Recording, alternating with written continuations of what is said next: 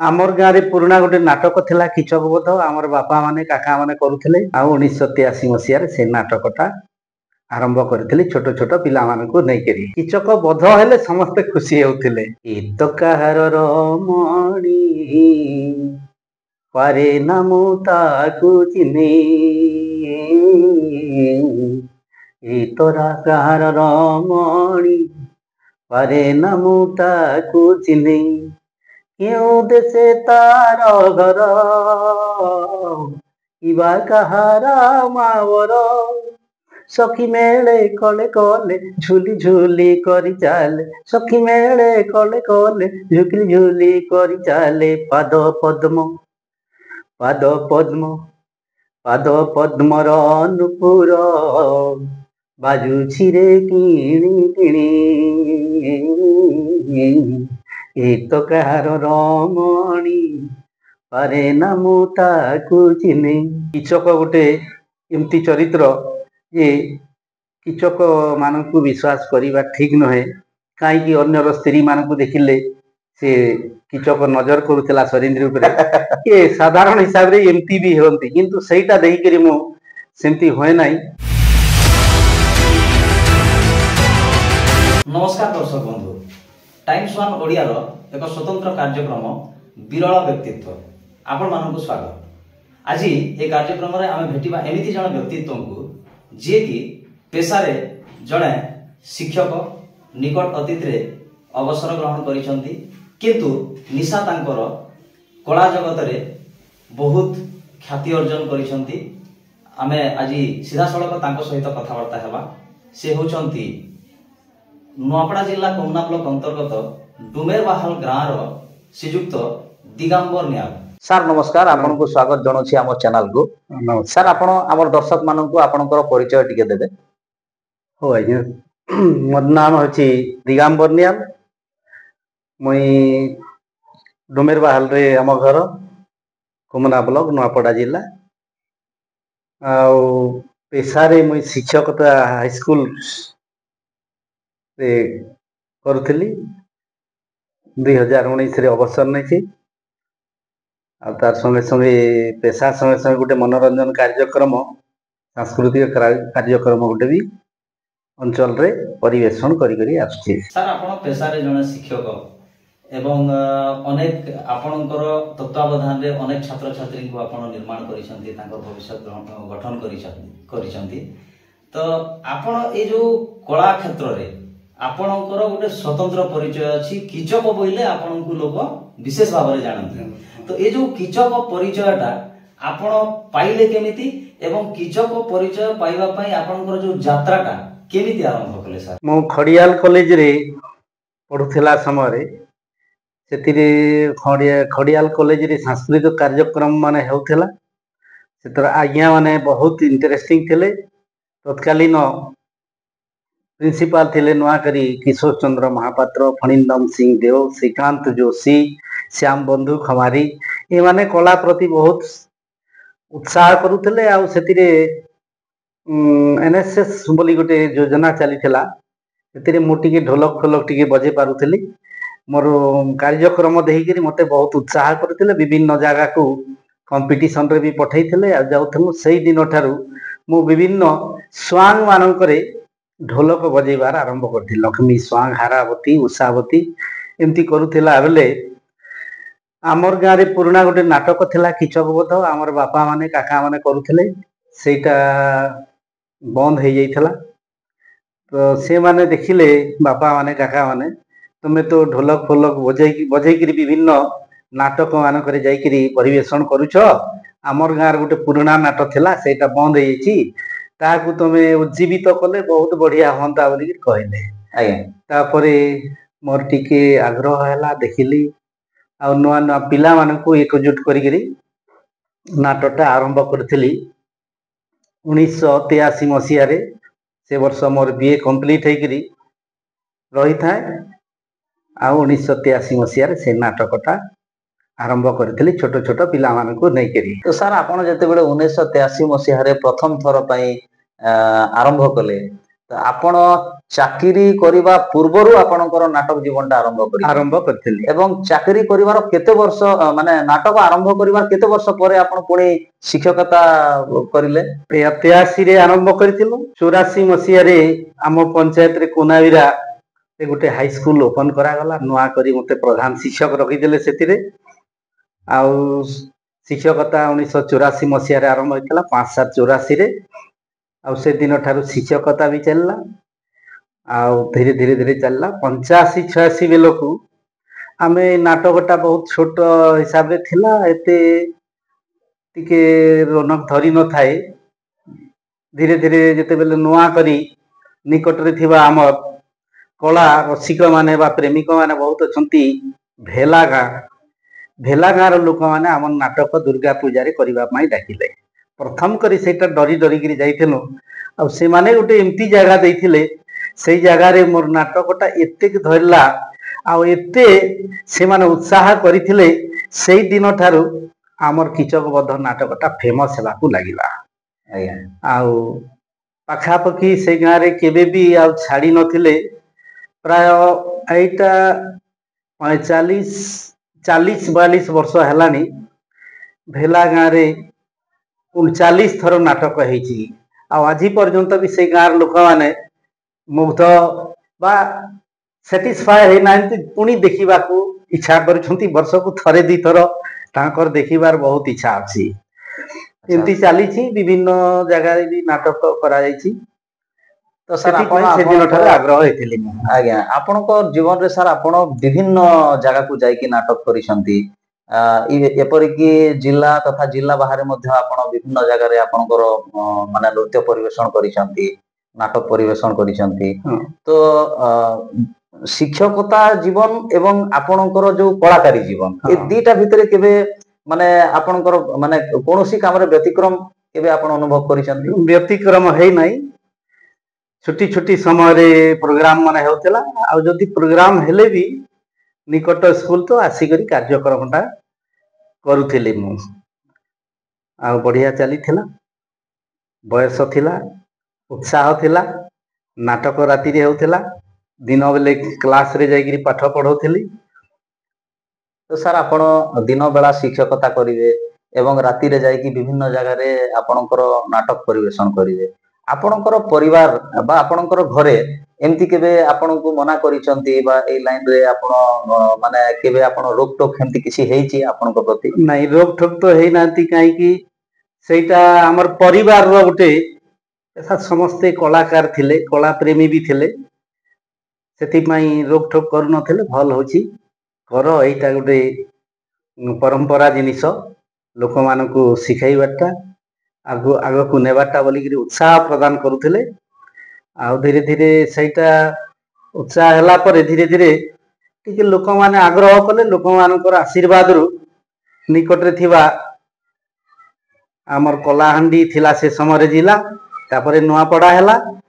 ଏବେ ନୂଆପଡା, କଳାହାଣ୍ଡି, ବଲାଙ୍ଗୀର, ବରଗଡ଼ ଏମିତି 4ଟା ଜିଲ୍ଲାରେ ଆମେ ପାଖାପାଖି ଏ ନାଟକଟା ପରିବେଷଣ କରି ଆସୁଥିଲୁ। ଲକ୍ଷ୍ମୀ ପୂଜା, ଦୁର୍ଗା ପୂଜା, ଶିବରାତ୍ରି, ଗଣେଶ ପୂଜା, ସରସ୍ଵତୀ ପୂଜା ଯାହା ହେଉଥିଲା ଆମର ରିଜର୍ଭ ହେଉଥିଲା ଆଉ ଯାଉଥିଲୁ ଏକା। ତ ଯେମିତି ଆପଣ କହିଲେ ସାର୍ ଯେ ବିଭିନ୍ନ ପୂଜା ପର୍ବଣ ସମୟରେ ଦିନ ବେଳା ଆପଣ ଶିକ୍ଷକତା କରନ୍ତି ଏବଂ ରାତିରେ ରଙ୍ଗ ପାଉଡର ବୋଳି ଦେଲେ ଆପଣ ପାଲଟି ଯାଆନ୍ତି ମହାଭାରତ ଯୁଗର କିଚକ।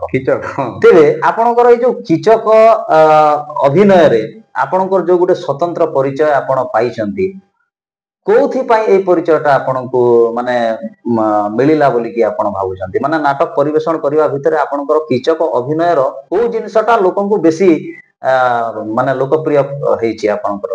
ସେ ଜିନିଷ ଉପରେ ରହିଲା ଟିକେ ଗୀତ ମାନେ ଯୁଗକୁ ଦେଖିକିରି ନୂଆ ନୂଆ ଗୀତ ଟିକେ ତିଆରି କରୁଥିଲି।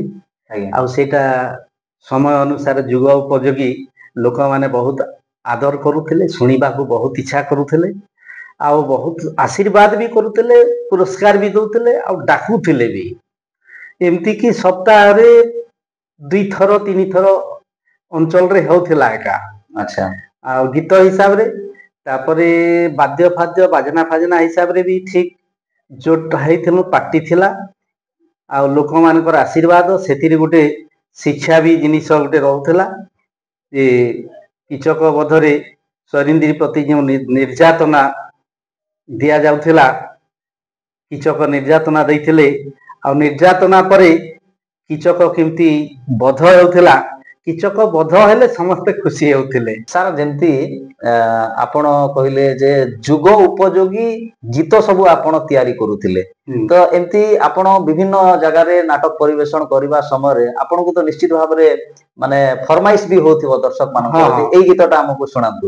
ଏମିତି କୋଉ ଗୀତ ଲୋକ ବେଶୀ ଭଲ ପାଆନ୍ତି, ସେ ଗୀତରୁ ପଦେ ଆମକୁ ସାର୍ ଟିକେ ଶୁଣେଇବେ? ହଁ, ଏମିତି ଯେଉଁ ଯୁଗରେ ଯେମିତି ଚାଲୁଥିଲା ସେତିକି ସମୟରେ ତ ବହୁତ ବେଲେ ଫିଲ୍ମ ହିନ୍ଦୀ ଫିଲ୍ମ ଗୀତକୁ ବହୁତ ଭଲ ପାଉଥିଲେ ଲୋକମାନେ। ଆଉ ସେ ଫିଲ୍ମର ନୂଆ ନୂଆ ଗୀତ ବାହାରୁଥିଲେ, ସେଇ ସ୍ୱରରେ ଗୀତ ଟିକେ ବନେଇକିରି ଗାଇଦେଲେ ଲୋକ ବହୁତ ଉତ୍ସାହ ହେଉଥିଲେ। ତା ଭିତରୁ ପଦେ ସାର୍ ସେତିକି ସମୟରେ ଆମର ଠିକ ସମୟରେ ଗୋଟେ ବାହାରିଥିଲା ଗୋଟେ ଫିଲ୍ମ ଗୀତ ଫୁଲୋଁ ସା ଚେହେରା ତେରା। ଏଇଟା ଗୋଟେ ବହୁତ ହିଟ୍ ହେଇଥିଲା, ଯୋଉଟା କି ସେଥିରେ ଗୋଟେ ମୋ ଗୀତ ଗୋଟେ କରିଥିଲି ଚନ୍ଦନ ଯାତ୍ରା ସମୟରେ ରାଣୀଙ୍କ ସହିତ ଦାସୀଙ୍କ ସହିତ ଦ୍ରୌପଦୀ ସରିନ୍ଦ୍ରୀ ରୂପରେ ଯାଇଥିଲେ, ତାଙ୍କ ରୂପକୁ ଦେଖିକିରି ସେଇ ଗୀତଟା ତିଆରି କରିଥିଲି। ଆଉ ସେଥିରେ ବହୁତ ଲୋକମାନେ ଆଗ୍ରହ ହଉଥିଲେ, ବହୁତ ମଜା ଲାଗୁଥିଲା। ଫୁଲ ପରି ଚେହେରା ତୋହରି ହସତ ରଙ୍ଗ କଡ଼ି, ଯିଏ ତତେ ଗଢିଛି ସିଏ ତତେ ରୁଚି। ଏମିତି ଏଇ ଗୀତଟା ବହୁତ ବଢିଆ କରିଥିଲି। ସାର୍ ମୁଁ ବି ଆପଣଙ୍କର ନାଟକ ଅନେକ ଜାଗାରେ ଦେଖିଛି। ଆଉ ଯେହେତୁ ଆପଣଙ୍କର ନାଟକର ମୁଁ ବି ଜଣେ ମାନେ ପସନ୍ଦ କରେ, ତ ବିଭିନ୍ନ ସମୟରେ ଆପଣଙ୍କର ପ୍ରାୟ ଅନ୍ୟ ଅନ୍ୟ ଜାଗାରେ ନୂଆ ନୂଆ ଗୀତ ସବୁ ଆପଣ ପରିବେଷଣ କରନ୍ତି, ଯୋଉଟା କି ଦର୍ଶକ ମାନଙ୍କୁ ବେଶୀ ଆକୃଷ୍ଟ କରେ। ତ ଯେତିକି ବି ଗୀତ ଆପଣ ତିଆରି କରିଛନ୍ତି, ସବୁଠୁ ପସନ୍ଦ ଆପଣଙ୍କର କୋଉ ଗୀତ ରହିଛି ସାର୍, ଯୋଉଟାକୁ ଆପଣ ସବୁଠୁ ଅଧିକା ପସନ୍ଦ କରନ୍ତି ଯୋଉ ଗୀତକୁ? ହଁ, ସବୁଠାରୁ ପସନ୍ଦ ହେଉଥିଲା ଯୋଉଟା କୀଚକ ବଧ ନାଟକର ପୁରାଣ ତ ଚନ୍ଦନ ଯାତ୍ରା ସମୟରେ କୀଚକ ବଧର ବଲିହାର ସିଂଙ୍କର ଲେଖା ସେଇଟା। ସେ ବଲିହାର ସିଂ ଲେଖିଥିଲେ, ଚନ୍ଦନ ଯାତ୍ରା ସମୟରେ ସେଇ ଗୀତଟା ହଉଥିଲା ବହୁତ ବଢିଆ ଲେଖିଛନ୍ତି। ସେ ଚନ୍ଦନ ଯାତ୍ରାର ବର୍ଣ୍ଣନା କରିଛନ୍ତି, ସେଇଟାକୁ ମୁଁ ଟିକେ ଫିଲ୍ମ ସ୍ୱରରେ ମଡେଲ କରିଦେଇଥିଲି। ପୁରୁଣା ଷ୍ଟାଇଲ ସେଟା ତ ଓଡ଼ିଶୀ ଚମ୍ପୁ ହିସାବରେ ଲେଖା ହେଇଥିଲା, କିନ୍ତୁ ତାକୁ ଫିଲ୍ମ ସ୍ୱରରେ ଟିକେ ଗାଇ ଦଉଥିଲି ବୋଲିକି ଲୋକମାନଙ୍କୁ ଟିକେ ଇଣ୍ଟରେଷ୍ଟିଂ ଲାଗୁଥିଲା। ଆଉ ସବୁଠାରୁ ଅଧିକ ମୋର ଲାଗି ବହୁତ ସୁନ୍ଦର ଲାଗୁଥିଲା ବେଲେ ଯେତେବେଳେ ଚନ୍ଦନ ଯାତ୍ରା ସମୟରେ ରାଣୀଙ୍କ ସହିତ ସରିନ୍ଦ୍ରୀ ଚାଲି ଯାଉଥିଲେ, ସେତିକି ସମୟରେ ବଲିହାର ସିଂ ଯେଉଁ ଲେଖିଛନ୍ତି ଯେ ଏଇ ଦାସୀ ମାନଙ୍କ ଭିତରେ ରାଣୀଙ୍କ ସହିତ କେଉଁ ଗୋଟେ ଅଜଣା ନାରୀ ଆଜି ଗୋଟେ ଆସିଗଲା, ଏତେ ସୁନ୍ଦର ଦେଖାଯାଉଛି ଆଉ ଆକୃଷ୍ଟ କରୁଛି। ସେଇଟା ସେଇ ଗୀତକୁ ଏକା ମୁଁ ଗୋଟେ ଫିଲ୍ମ ସ୍ୱରରେ ଯୋଉଟାକି ବଗାବତ ବୋଲିକିରି କୁହାଯାଏ, ସେ ସ୍ୱରରେ ମୁଁ ଟିକେ ଦେଇଦେବା ଦ୍ୱାରା ଲୋକମାନେ ଟିକେ ଆହୁରି ଆକୃଷ୍ଟ ହେଉଥିଲେ। ଯୋଉଟା କି ଟିକେ ହିଣ୍ଟ ଦଉଛି, ଏ ନାରୀ କାହାର ଦିଶେ କି ସୁନ୍ଦର, ଏ ନାରୀ କାହାର ଦିଶେ କି ସୁନ୍ଦର, ଜଣା ତ ନ ଗଲାରେ ଏ ରାମାବର, ଏ ନାରୀ କାହାର ଦିଶେ କି ସୁନ୍ଦର। ढंगे बांधी जुड़ा रंग पुष्प बेड़ा खेताई तो थी ऊपर, ओ खेताई तो थी ऊपर। ढंगे बांधी जुड़ा रंग पुष्प बेड़ा खेताई तो थी ऊपर, ओ खेताई तो थी ऊपर। रत्न का पकड़ने रवि तेज जेने, रत्न का पकड़ने रवि तेज जेने, रसाणी लापायरे रंग सिंदूर, ए नारी काହାର दिशे कि सुंदर। ବହୁତ ବଢିଆ ସାର୍। ବାସ୍ତବରେ ଆପଣଙ୍କର ମାନେ କଣ୍ଠର ସ୍ୱର, ଏଇ କଣ୍ଠ ସ୍ୱର ପାଇଁ ହିଁ ବୋଧହୁଏ ଆପଣଙ୍କର ଯୋଉ ଲୋକପ୍ରିୟତାଟା ବଢିଛି। ଆଉ ବିଭିନ୍ନ ସମୟରେ ଆପଣ ଯୁଗର ଡିମାଣ୍ଡ ହିସାବରେ ଯୋଉ ଗୋଟେ ନୂଆ ନୂଆ ଶୈଳୀରେ ଆପଣ ନିଜେ ଲେଖା ଲୁଖି ବି ଆପଣ ସାର୍ କରନ୍ତି? ହଁ, ଲେଖା ଲୁଖି ସେ ଗୀତ ମାନେ ଟିକେ ଲେଖୁଥିଲି। एई भितरे से समय रे बहुत फेमस करिथिला से तुम तो ठहरो परदेसी एई सुर रे भी गीत गोटे करथिले आज पर्यंत भी चलीछि लोक मानक मन रे सेटा रहिछि एका से हिसाब रे भी स्वरिंद्री रूप वर्णना कली बा समय लिखिथिली एत कहार रमणी पारे नामु ताकु चिने तोरा कहार रमणी पारे नामु ताकु चिने क्यों देशे तार घर इबा कहारा मावर सखी मेले कले कले झुली झुली करी चाले सखी मेले कले कले झुली झुली करी चाले पाद पद्म पाद पद्म पाद पद्मर नुपुर बाजुछि रे किणी किणी एत कहार रमणी पारे नामु ताकु चिने एमती करवा द्वारा लोक माने टिके आउरी टिके आदर करुथिले। तो सर जेमती आपणकर नाटकर ना होछि कीचक बध हाँ तो कीचक विशेषतः देखा गले महाभारतर गोटे नेगेटिव चरित्र कीचक हाँ किंतु सेई कीचक भूमिकार अभिनय करिकि आपण आपणक अंचल रे गोटे अलगा प्रकार परिचय सृष्टि करिसंती तो जेमती कि आपणकर नाटक कला भितरे विभिन्न जगह रे आपण जायकिरी नाटक परिवेषण करिसंती ता भितरे कोठी कहारी आक्रोश हेबार शिकार हेबाकू पड़िछि आपणको बा कोठी आपणको ताच्छल्य करिसंती ए भलिया किछि घटना हेछि सर आपणकर जीवन होथिला प्रथम रे बहुत हमर अंचल ता होछि कीचक बध अंचल आम आगरु बड़ बड़ गुरु माने थिले जेमती राधेश्याम धरुआ गर्ण बोली गोटे कहूथिले से माने बलांगीर डिस्ट्रिक्ट रो बंगमुंडा अंचल रो बहुत फेमस थिले आ तांको सहित गोटे फ्लूटिस्ट बा बंसीवाला थिले लक्ष्मी बाग तांकर पुत्रा तो अछंती वर्तमान जयकर बाग से माने कीचक बध पूरा अनेक विभिन्न प्रकार गीत लिखिथिले आउ नाटकटा बहुत तल से मानकर गीत भी मु परिवेषण करथिली से अंचल मानकू गले लोक माने टिके टिके आग ताच्छल्य करुथिले टिके टिके भी किंतु नाटक हैला परे से पुराना ढंग गीत को नहीं नुआ नुआ स्वर देखिकी जो लगे दि जाउथिला सेथिरे लोक माने टिके आकृष्ट होथिले आ पचारुथिले आ कहूथिले भी जेमती गोटे गीत गोटे लिखिथिले लक्ष्मी बाग जे कि प्राइमरी टीचर थिले आ राधेश्याम धर्मांकर से फ्लूटिस्ट बा बंसी वादन वाला थिले आ से भी बहुत गीत मान लिखिथिले से स्वरिंद्री को प्रथम करी करुणा को पठई थिले स्वरिंद्री पाखक स्वरिंद्री मना करी देला परे पुणी फेरी आसिला परे करुणा जवाब देला जे मो रानी को पाखक जाइकरी ऑर्डर करई करी स्वरिंद्री को आनी करी तुमको भेंट करेबी बोली करी कीचक को जवाब देला परे कीचक कहिसंती जे ठीक अछि मोर हृदयर वेदना को टिके भल करी कहबो नानी को जाइकरी तेबे जाइकरी से मोर दुख बुझी करी स्वरिंद्री को पठेबा बोली करी कहले सेथिरे अन्य गोटे फिल्मी स्वर रे से लक्ष्मी बाग लिखिथिले सेटा देखिली से हिसाब रे टिके हला नाही नवा जुग उपयोगी हिसाब रे गोटे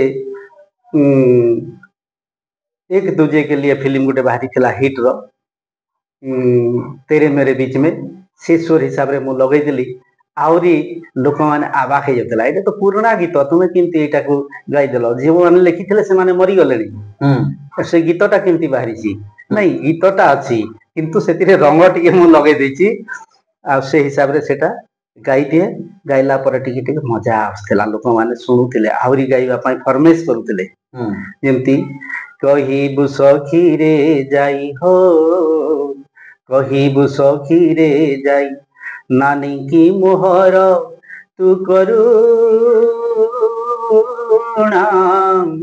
नानी की मोहर तू करुणा हृद वेदना कहिबु सीना हृद वेदना कहिबु सीना हृद वेदना कहिबु सीना हृद वेदना କହିବୁ ସିନା ଦିନୁ ଦିନ ମୁଁ ଦୁଃଖ ଭୋଗେ ନା ସେ ରାମ ଦେଖିଲା ଦିନ ପାଶୋରି ନ ହୁଏ ମନ ତା ଲାଗି ପରାଣ ମୋ ଜୀବନ ତା ଲାଗି ପରାଣ ମୋ ଜୀବନ ହୃଦ ବେଦନା କହିବୁ ସିନା ହୃଦ ବେଦନା କହିବୁ ସିନା ଏମିତି ଚାଲିଛି। ବାସ୍ତବରେ ସାର୍ ବହୁତ ବଢିଆ।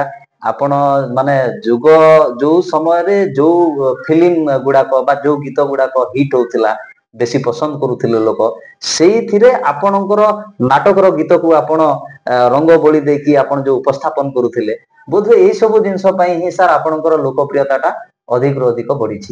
ତେବେ ଏତିକି କରିବା ଭିତରେ ସାର୍ ମୁଁ ଆପଣଙ୍କୁ ଗୋଟେ ଜିନିଷ ପଚାରିବି ଯେ ଏଇ ଯୋଉ କ୍ଷେତ୍ରରେ ଆପଣଙ୍କର ଯୋଉ ଆପଣ ଆସିଛନ୍ତି ବା ପରିବେଷଣ କରୁଛନ୍ତି, ବିଭିନ୍ନ ଜାଗାକୁ ଯାଇକି ଆପଣ ଲୋକପ୍ରିୟତା ହାସଲ କରୁଛନ୍ତି, ୟା ପଛର ଶ୍ରେୟଟା ଆପଣ କାହାକୁ ଦେବେ ସାର୍? ଆପଣଙ୍କର ଗୁରୁ କିଏ?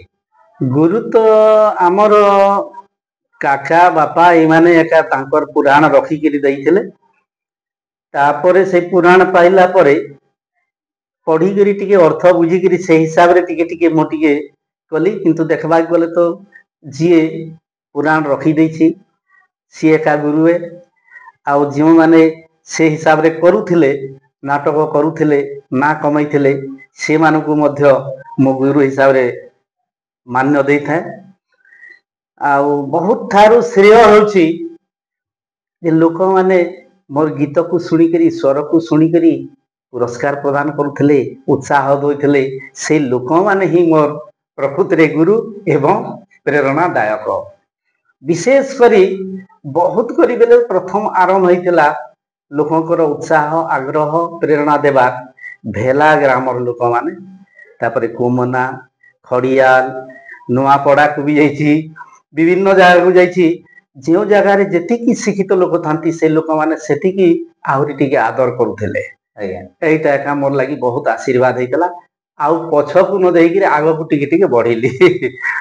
ଏଇଟା ଏକା। ତେବେ ବର୍ତ୍ତମାନ ସାର୍ ଆପଣ ନିକଟ ଅତୀତରେ ଆପଣଙ୍କର ଚାକିରି ଜୀବନରୁ ଅବସର ମଧ୍ୟ ଗ୍ରହଣ କରିସାରିଛନ୍ତି, ଆଉ ବର୍ତ୍ତମାନ ମଧ୍ୟ ଆପଣଙ୍କର ନାଟକ ପରିବେଷଣ ଜାରି ରହିଛି। ତ ପରିବାରରେ ଆପଣଙ୍କର ସାର୍ କିଏ କିଏ ଅଛନ୍ତି? ଆଉ ପୁଅ ଝିଅ କିମ୍ବା ଆପଣଙ୍କ ସ୍ତ୍ରୀ ଆପଣଙ୍କୁ କେବେ ମନା କରନ୍ତି ଏବେ ବୟସ ହେଲାଣି, ଏବେ ଆଉ କାହିଁ ଯାଉଛ, ଆପଣ ମଧ୍ୟ ଛାଡି ପାରୁନାହାନ୍ତି, କଣ କହିବେ? ହଁ, ମୋର ପରିବାର ଭିତରେ ସ୍ତ୍ରୀ ତ ନୂଆ ନୂଆ ଆସିଲା ପରେ ଟିକେ ମନା କରୁଥିଲେ ଯେ, ତାପରେ ଦେଖିଲା ପରେ ଲୋକମାନଙ୍କର ଆଦର ଦେଖିଲେ, ଲୋକମାନେ ଡାକୁଛନ୍ତି, ସେଇଟା ଦେଖିକିରି ସେ ବି କହିଲେ ତମକୁ ତ ଲୋକ ବହୁତ ପ୍ରଶଂସା କରୁଛନ୍ତି, ତୁମର କାମକୁ ତୁମେ କର, ହେଲେ ତୁମର ପେଶାଟା, ପେଟ ପୋଷାଟା ବନ୍ଦ ନ ହଉ।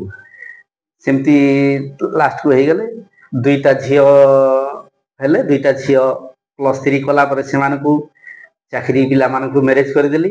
ଆଉ ଦୁଇଟା ପୁଅ, ଗୋଟେ ପୁଅ ନିକଟରେ କମକେଡା ହାଇସ୍କୁଲର ସାଇନ୍ସ ଟିଚର ଅଛି, ଆଉ ଗୋଟେ ପୁଅ BAMS କରିକିରି ଆୟୁର୍ବେଦିକ ଡକ୍ଟର ଅଛନ୍ତି। ସେ ପୁଅ ଲାଗି ଆଉ ଗୋଟେ ବହ ବି ଆଣିଛି ଆୟୁର୍ବେଦିକ ଡକ୍ଟର। ଏମାନଙ୍କର ତାଙ୍କର ନିଜର ପେଟ ପୋଷା ଚାଲିଛନ୍ତି। ମୁଁ ଟିକେ ଫ୍ରି ହେଇକିରି ଅବସର ନେଲା ପରେ ସାହାଯ୍ୟ ସହଯୋଗ କରିକିରି ଚାଲୁଛି। ଅଞ୍ଚଳର ଲୋକମାନଙ୍କ ସହିତ କଥାବାର୍ତ୍ତା, ବହୁତ ଚିହ୍ନା ପରିଚୟ ହେଇଛନ୍ତି। ଯେତେ ଲୋକ ନାଟ ଦେଖିଛନ୍ତି ସମସ୍ତେ କିଚକ ବୋଲି ଜାଣିଛନ୍ତି। ସେଇ ହିସାବରେ ସେ ଶିକ୍ଷକ ହିସାବରେ ନିଜର ଅଞ୍ଚଳରେ ପିଲାମାନେ ଯାହା ମାନ୍ୟ ଦିଅନ୍ତି, କିନ୍ତୁ କିଚକ ହିସାବରେ ସାରା ଜିଲ୍ଲା ଯେତିକି ଦୂର ଯାଇଛି ସେତିକି ଦୂରର ଲୋକମାନେ ଚିହ୍ନନ୍ତି। ସେଟା ଏକା ମୋର ପରିଚୟ ଗୋଟେ ଭଲ କରି ରହିଛି। ଆଜ୍ଞା, ତ ଆପଣ କହିବା ହିସାବରେ ଜଣେ ଶିକ୍ଷକ ହିସାବରେ ଆପଣଙ୍କର ପରିଚୟ ଯେତିକି ନାହିଁ, ତାଠୁ ଅଧିକା ପରିଚୟ ଆପଣଙ୍କର କିଚକ ହିସାବରେ ଅଛି। ତ ବର୍ତ୍ତମାନ ସାର୍ ଆପଣ ଶିକ୍ଷକତା ଜୀବନରୁ ଅବସର ମଧ୍ୟ ଗ୍ରହଣ କରିସାରିଲେଣି। ତ ବର୍ତ୍ତମାନ ମଧ୍ୟ ଆପଣ କୋଉଠି ଯଦି ସେମିତି ମାନେ ସୁଯୋଗ ମିଳେ, ତାହେଲେ ବର୍ତ୍ତମାନ ମଧ୍ୟ ଆପଣ ରାତିରେ ଯେ ପରିଣତ ବୟସରେ ଏବେ ବି ଯାଇକି ଆପଣ ଅଭିନୟ କରୁଛନ୍ତି, ଆପଣଙ୍କର ମାନେ ନାଟକ ପରିବେଷଣ କରୁଛନ୍ତି, ତ ଆପଣ କଳାକୁ ଛାଡି ପାରି ନାହାନ୍ତି ବା ଲୋକଙ୍କର ଲୋକପ୍ରିୟତା ପାଇଁ ବର୍ତ୍ତମାନ ମଧ୍ୟ ଆପଣ ଯାଉଛନ୍ତି? ହଁ, କଳାକୁ ଛାଡି ହଉନି। ଛାଡି ତ ଦେଇଥିଲି, ବୟସ ହେଇଗଲା ପରେ ଟିକେ ସୁନ୍ଦର ଦେଖିବାକୁ ଗଲେ ଅଭିନୟ ହେଲେ ସୁନ୍ଦର ୟଙ୍ଗ ଟାଇମରେ ଯେତେ ସୁନ୍ଦର ଦେଖାଯାନ୍ତି, ଟିକେ ବୟସ ହେଇଗଲେ ଟିକେ ଏତେ ସୁନ୍ଦର ଦେଖାଯାଏ ନାହିଁ, ସେତିକି ଆଗ୍ରହ ବି କମିଯାଏ ଅଭିନୟ କରିବା ପାଇଁ। ତଥାପି ଯେଉଁ କଳା ଟିକେ ରହିଯାଇଛି ସେଥିପାଇଁ ଅଞ୍ଚଳର ଲୋକମାନେ ଛାଡ଼ି ପାରୁନାହାନ୍ତି, ପ୍ରଶଂସା କରୁଛନ୍ତି, ନୂଆ ପିଲାମାନଙ୍କୁ ଶିଖେଇ ବି ଦେଇଛି। ତଥାପି ସେମାନଙ୍କୁ ପସନ୍ଦ ନ କରିକିରି ଆସିକିରି ବୁଢ଼ା ପାର୍ଟି ଯେଉଁମାନେ ଅଛନ୍ତି ଆଜ୍ଞା ସେମାନେ ଯାଇକିରି ପରିବେଷଣ କରନ୍ତୁ ବୋଲିକିରି ଏଟା କୁହାଯାଉଛି। ଆଉ ନିକଟରେ ଯେତେ ଆମର ଗାଁ ଅଛି ଜିଲ୍ଲା ବାହାରେ ବି ଦୁର୍ଗା ପୂଜା, ଲକ୍ଷ୍ମୀ ପୂଜା, ସରସ୍ୱତୀ ପୂଜା, ଗଣେଶ ପୂଜାରେ ଆସନ୍ତି ଆଉ ଆପଣ ଏକା ଯାଇକିରି ଆମର ଗାଁରେ ଅଭିନୟ କରିବେ, ଏଇଟା ଚାଲିଛି। ତେବେ ସାର୍ ଆପଣ ଯେତେବେଳେ ୟଙ୍ଗ ଟାଇମରେ ଆପଣ ଯେମିତି କହିଲେ ଯେ ଯେକୌଣସି ଗୋଟେ କଳା ବା ଯେକୌଣସି ଗୋଟେ ନାଟକ ପରିବେଷଣରେ ୟଙ୍ଗ ଏଜ ଟା ବାସ୍ତବରେ ୟଙ୍ଗ ଏଜ ରେ ଏକା ସବୁଠୁ ଭଲ ପ୍ରଦର୍ଶନ କରିବେ, ଆପଣ ବର୍ତ୍ତମାନ ମଧ୍ୟ କରୁଛନ୍ତି। ତେବେ ଯୋଉ ସମୟରେ ଆପଣ ମ୍ୟାରେଜ ପୂର୍ବରୁ ବିବାହ କରିବା ପୂର୍ବରୁ ଆପଣ ଯେତେବେଳେ ଏଇ ନାଟକଟା ପରିବେଷଣ କରୁଥିଲେ, ଆପଣଙ୍କର କଣ୍ଠସ୍ୱର ହଉ ବା ଆପଣଙ୍କର ଦ୍ଵାରା ପ୍ରସ୍ତୁତ ହେଇଥିବା ନୂଆ ନୂଆ ଗୀତ ହଉ, ତ ସେଇ ଗୀତରେ ତ ହଜାର ହଜାର ଦର୍ଶକ ଆପଣଙ୍କର ଫ୍ୟାନ ଫଲୋଇଂସ୍ ଅଛନ୍ତି। ତ ଗୋଟେ ବ୍ୟକ୍ତିଗତ କଥା ସାର୍ ମୁଁ ଆପଣଙ୍କୁ ପଚାରିବି ଯେ ଯେତେବେଳେ ଆପଣ ବିବାହ ପୂର୍ବରୁ ଏଇ ନାଟକଟା ପରିବେଷଣ କରୁଥିଲେ, ତ ଆପଣଙ୍କର ଅଭିନୟ, ଆପଣଙ୍କର ଗୀତ, ଆପଣଙ୍କର ନାଟକର ଶୈଳୀ କୁ ଦେଖିକି କିଏ କେବେ ଆପଣଙ୍କ ପ୍ରତି ଆକୃଷ୍ଟ ହେଇଛନ୍ତି ବିଫୋର ମ୍ୟାରେଜ? ହଁ, ମ୍ୟାରେଜ ପୂର୍ବରୁ ବି ଆକୃଷ୍ଟ ହେଇଛନ୍ତି ଆଉ ମ୍ୟାରେଜ ପରେ ବି ଏମିତି ଆକୃଷ୍ଟ ହେଇଛନ୍ତି, କିନ୍ତୁ ମୋର ପରିବାରକୁ ଦେଖିକିରି ସମାଜର ଗୋଟେ ନୀତି ନିୟମ ଦେଇକିରି ଲୋକମାନେ ଟିକେ ଡାଉଟ ବି କରନ୍ତି। କିଚକ ଗୋଟେ ଏମିତି ଚରିତ୍ର ଯେ କିଚକ ମାନଙ୍କୁ ବିଶ୍ୱାସ କରିବା ଠିକ ନୁହେଁ। କାହିଁକି ଅନ୍ୟର ସ୍ତ୍ରୀ ମାନଙ୍କୁ ଦେଖିଲେ ସେ କିଚକ ନଜର କରୁଥିଲା ସରିନ୍ଦ୍ରୀ ଉପରେ, ଏ ସାଧାରଣ ହିସାବରେ ଏମିତି ବି ହୁଅନ୍ତି, କିନ୍ତୁ ସେଇଟା ଦେଇକିରି ମୁଁ ସେମିତି ହୁଏ ନାହିଁ ଆଉ ପିଲାମାନଙ୍କୁ ବି ଠିକ ସାବଧାନ ହିସାବରେ ରଖିଥାଏ। ଯେଉଁ କଥା ମୁଁ କହୁଥିଲି ଭେଲା ବୋଲିକିରି ଯେଉଁ ଗାଁଟା ଆମର ପଞ୍ଚାୟତ ଅଛି, ଅତି ଆଗ୍ରହ ଗାଁ, ସେ ଗାଁରେ ନାଟକ କରିଗଲେ ତାଙ୍କର ଘରେ ନେଇକିରି ଆମକୁ ରନ୍ଧା ବଢ଼ା କରିକିରି ଖାଇବା ପାଇଁ ତାଙ୍କର ଲେଡିଜ ମାନଙ୍କୁ, ସ୍ତ୍ରୀ ଲୋକମାନଙ୍କୁ ଛାଡ଼ି ଦିଅନ୍ତି ଯେ ଏମାନେ ଏମିତି ଚରିତ୍ର ଲୋକ, ଏମାନଙ୍କର ଖରାପ ବ୍ୟବହାର ନାହିଁ। ଆଉ ମୁଁ ପିଲାମାନଙ୍କୁ କହିଦିଏ ଦେଖ ଆମକୁ ଏତେ ବିଶ୍ୱାସ କରିକିରି ଛାଡ଼ିଛନ୍ତି, କାହିଁକି ଆମ ନାଟକଟା ସେମିତି ପ୍ରକୃତିର ଲୋକ, କିନ୍ତୁ ଆମେ ସେମିତି ହେବାର ନାହିଁ। ଆଜ୍ଞା, ଏମିତି ହେବା ଦ୍ୱାରା କେହି ବି ବିଶ୍ୱାସ କଲେ ନାହିଁ ଆଉ ମୁଁ ସେଥିପ୍ରତି ଟିକେ ଜାଗ୍ରତ ରହିଲି। ଯେହେତୁ ଆପଣଙ୍କର ପେଶା ମଧ୍ୟ ଗୋଟେ ଶିକ୍ଷକ, ଗୋଟେ ଗୁରୁ ହିସାବରେ ମଧ୍ୟ ଏଇ ଜିନିଷକୁ ଆପଣ ଗ୍ରହଣ କରୁଥିଲେ। ହଁ, ଶିକ୍ଷା ଦଉଛୁ ଯେନ୍ତା ଯେ ନାରୀ ନିର୍ଯାତନା କଲେ, ପରର ସ୍ତ୍ରୀ ପ୍ରତି ଏମିତି କଲେ, ଏମିତି ଗୋଟେ ଅନ୍ୟାୟ ହୁଏ। ତ ରିଏଲ ହିସାବରେ ଯଦି ସେଇଟା କରିବା ତାହେଲେ ଦୁନିଆର ଲୋକ ବହୁତ ଜାଣିଛନ୍ତି, ଶିଖିଛନ୍ତି ଆଉ ସେ ହିସାବରେ ତିଷ୍ଠି କରି ରହିବାଟା ଅସମ୍ଭବ। ତେଣୁ ଚରିତ୍ର ଭଲ ଥିଲେ ସେ କଳାକୁ ନିଶ୍ଚିତ ଭାବରେ ଲୋକମାନେ ଗ୍ରହଣ କରିପାରିବେ ଆଉ କରୁଛନ୍ତି ଆଉ ପ୍ରଶଂସା କରୁଛନ୍ତି ସେଇ ହିସାବରେ। ଆଜ୍ଞା, ଆପଣଙ୍କର ନାଟକ ପରିବେଷଣ କରିବା ଭିତରେ ବା ଆପଣଙ୍କର ସ୍ତ୍ରୀ ମ୍ୟାଡମ ଯିଏ ଅଛନ୍ତି, ସିଏ ଆପଣଙ୍କର ନାଟକ ଦେଖିଛନ୍ତି ନା ନାଇଁ ଏବଂ ତାଙ୍କ ସାମ୍ନାରେ ଆପଣ ଅଭିନୟ କରିବାଟା ଆପଣଙ୍କୁ କେମିତି ଅନୁଭବ ହୁଏ? ସିଏ ଦେଖୁନଥିଲେ। ଛୋଟ ଝିଅ ଘରେ ଗୋଟେ ଯେତେବେଳେ ନାତି ହେଲା, ସେ ନାତି ହେଲା ପରେ ଏକୋଇଶିଆରେ ପ୍ରୋଗ୍ରାମ ଗୋଟେ କରିଥିଲେ, ସେ ପ୍ରୋଗ୍ରାମରେ ମୁଁ ଯାଇଥିଲି, ମୋର ଘରବାଲି ବି ଯାଇଥିଲେ ଆଉ ସେଥିରେ ସକାଳ ପର୍ଯ୍ୟନ୍ତ ସେ ଦେଖିଲେ ଆଉ କହିଲେ ତମେ ଏମିତି କରୁଛ ବୋଲିକି ଲୋକମାନେ ପ୍ରଶଂସା କରୁଛନ୍ତି, ଆଜିଠାରୁ ତୁମକୁ ଆଉ ଟିକେ ବି ମନା କରିବି ନାହିଁ ବୋଲିକିରି ମନା କଲେ। ଓହୋ, ଖାଲି ଶୁଣୁଥିଲି, ଖାଲି ଦୁଇଟା କଥା ସେ ବିଶ୍ୱାସ ରଖିଥିଲେ, ଗୋଟେ ହେଲା ପର ସ୍ତ୍ରୀ ପ୍ରତି ଖରାପ ଦୃଷ୍ଟି ଆଉ ଦୁଇଟା ହେଲା ମଦ ପିଇବାଟା। ଲୋକମାନେ କହିବେ, ପ୍ରାଚଲ୍ୟ କରିବେ, ଆଜି ସେନାପତି ମଦ ପିଇଥିଲେ କି ଏମିତି ଗୋଟେ ନୂଆ ସ୍ତ୍ରୀ ଗୋଟେ ଆଣିବେ ବୋଲିଗଲେ ସେ ବିଶ୍ୱାସ କରୁନଥିଲେ। ତମେ ଯାହା କହିଛ ସବୁ ମିଛ, ସେ ସେମିତି ପ୍ରକୃତ ଲୋକ ନୁହନ୍ତି ଆଉ ମୁଁ ପୂର୍ଣ୍ଣ ବିଶ୍ୱାସ ରଖିଛି ବୋଲିକିରି ଏଇ କଥା ଶୁଣେଇ ଦଉଥିଲେ ଆଉ ସେଟା ଅଛି ବି ବର୍ତ୍ତମାନ। ଆଜ୍ଞା, ତ ପାରିବାରିକ ଜୀବନ ଭିତରେ ସାର୍ ସ୍ୱାମୀ ସ୍ତ୍ରୀ ଭିତରେ ଅନେକ ସମୟରେ ମନୋମାଳିନ୍ୟ ମଧ୍ୟ ହୁଏ। ତ ଧରନ୍ତୁ ମ୍ୟାଡମ ଯଦି କେତେବେଳେ ରୁଷି ଯାଇଥିବେ, ଆପଣ ତାଙ୍କୁ କେମିତି ଗୀତ ମାଧ୍ୟମରେ ମନେଇଛନ୍ତି ନା କୋଉ ହିସାବରେ ଆପଣ ତାଙ୍କୁ ମନେଇଛନ୍ତି? ଏମିତି ତ ସଂସାରିକ ଦୁନିଆରେ ସମସ୍ତଙ୍କ ଘରେ ଝଗଡା କଲି ଝଗଡା ହୁଏ ଘର ଚଲେଇବା ପାଇଁ। ତଥାପି ଯୋଉଦିନ एमती हो जाए आ कौन नाटक प्रोग्राम हेबार थिले मु आपे आपे ड्रेस फ्रेस पिंधि करी बाहरी जाए। अच्छा से मना करती नहीं जे जाओ तुमको तो लोग डाकुଛନ୍ତି जाओ नाटक कर जा आसो जहाँ अच्छा तुम तो यहाँ अच्छी बोली मना करी नांती आ नाटक विषय झगड़ा केबे नहीं। आज्ञा तेबे सार आपणकर माने जीवन रे वर्तमान मध्य आपण जाइकी बहुत गुडे जिनस को आपण बैलेंस मेंटेन करछंती एपटे आपणकर परिवार एपटे आपणकर छुआ पिला सेपटे आपणकर माने कर्म क्षेत्र एपटे आपणकर कला क्षेत्र ये सब को बैलेंस मेंटेन करिकी सार आज आपण जने भिन्न एक परिचय धारण करिथिबा व्यक्तित्व पालटिछंती। तो आपण वर्तमान रो जो युव विपदगामी युव समाज अछंती बा वर्तमान रो युव पीढ़ी को सार आपण कोन संदेश देबा पई चाहिबे? वर्तमान जो कला गोटे पुराना कालिया कला परंपरागत ये कला बेले पूरा सब बेले अभ्यास रखा कला जी जानी थाए ताकू से आग आम तो पढ़ुलु राजा सीना पूजा पाए अपना देश रे आउ विद्वान बा कवि पूजा पाऊ थाए देश विदेश रे सेमती कलाकार भी निजर गाँव रे पूजा न पाइले रे बाहर से बहुत आदर पाई थाए पूजा पाई थाए जे कौन सी कला हो जी जदि कला गोटे शिखिला निश्चित भाव तार आदर अच्छी आउ जो पीढ़ी माने भावी से मानकु मोर कहिबार अच्छी जे कला प्रति टिके ध्यान देकरी ठीक हिसाब रे निजर चरित्र को नहीं रखिले निश्चित हिसाब रे से माने भी भल कलाकार गोटे हो पारिबे प्रतिष्ठित हो पारिबे आ दुनिया रे से कलाटा को बंचै की रखी पारिबे आउ सेति प्रति टिके निजे सजाग हवार अछि आ दुनिया को शिक्षा गोटे देवार अछि एमती हेले ए दुनियाटा एमती होए आ निजे चरित्र भल नथिले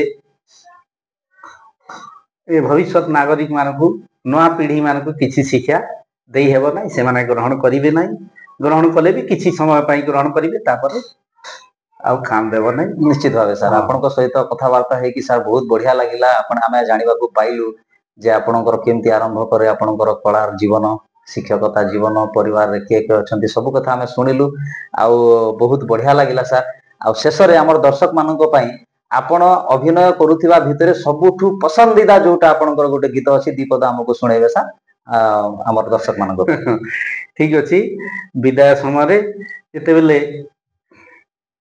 किचक सरिंद्री रो काणीपण तो धरिकी जोर जबरदस्त कला समय विराट राजसभा विराट भी प्रशंसा सपोर्ट करले किचक को तू तो दासीपण होकर रहुचु किचक सहित तू जदि संपर्क भल रहिबो ताले राणी हेजिबु आउ आश्चर्य भोग करिबो बोलिकरी से आखि बुझिकरी सपोर्ट करदेले किचक को आउ से पाखरे जोटा कि धर्मराज युधिष्ठिर पुंत भट्ट हिसाब रे थिले कंक हिसाब रे तांकु भी सरिंद्री कहले कि तुमे किमती उत्तर दउछ से पाखरे कहले जे कंक कहले जे तुमर बुद्धि ही तुमे कर इमती कथा कहवा द्वारा तापर ठीक अच्छी हिनस्ता तो हो गली आउ किछि हेबो नै मोर बुद्धि मु निजे करी बोलिकरी पांडव माने मध्य छद्म बेशरे लुचिथिले भीम सुपकार हिसाब रे थिले अर्जुन गायणी गृहनला हिसाब रे थिले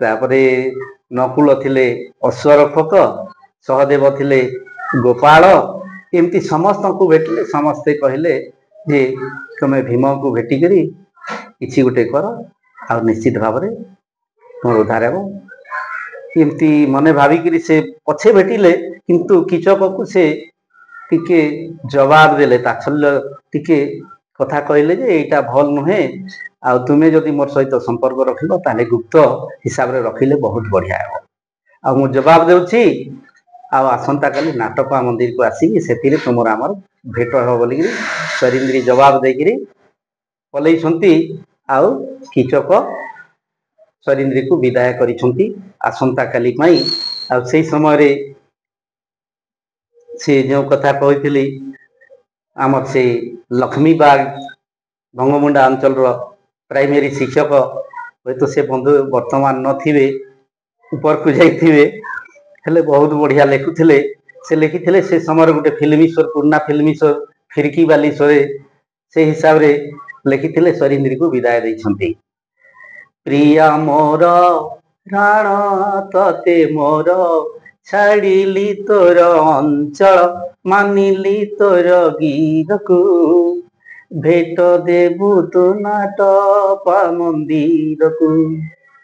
प्रिया मोर प्राण तते मोर छाड़िली तोर अंचल मानिली तोर गीरकू भेट देबु तु नाटपा मंदिरकू। क्षमा कर ए अपराध मोर न भूली तोर प्रेम को भेट देबु तु नाटपा मंदिर को। साजिते बेचारंगर जपलक को सुमने सुमन रे रजाई सुवास कुसुमरे लो सुहासिनी उरकु थिबी चहटाई।